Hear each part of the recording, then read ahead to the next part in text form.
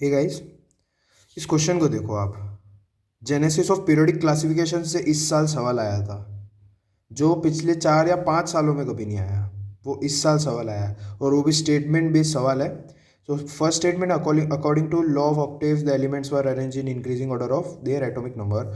और सेकेंड है, Meyer observed a periodically repeated pattern upon plotting physical properties of certain elements against their respective atomic numbers.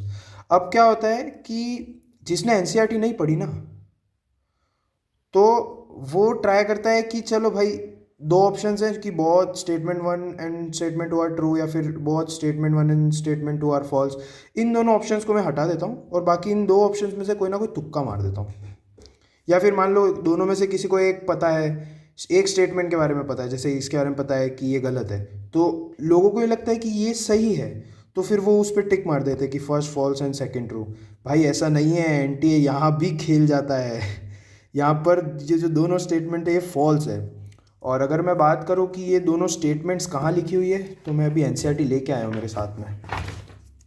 ये देखो, यहाँ पे मैंने पूरी अच्छे से पढ़ी है एनसीईआरटी, देखिए।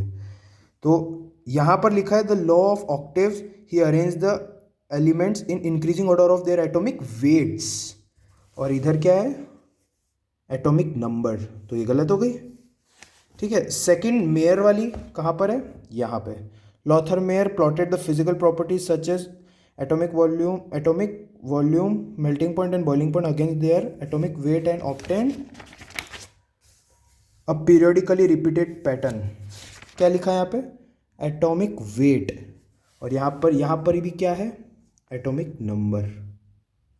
सो देखा, दोनों स्टेटमेंट गलत है। मतलब आपको अगर आधा अधूरा क्वेश्चन आ रहा है ना, तो ये बोर्ड्स जैसा नहीं है कि यहाँ पर स्टेप मार्किंग के नंबर है, यहाँ पर सीधा मार्क्स डिडक्ट ही हो जाता है। तो पूरा अच्छे से पढ़ो और अच्छे से क्वेश्चन को दिमाग पूरा 100% लगा के अटेंड करो, ना कि तुक्केबाजी करो। चलो।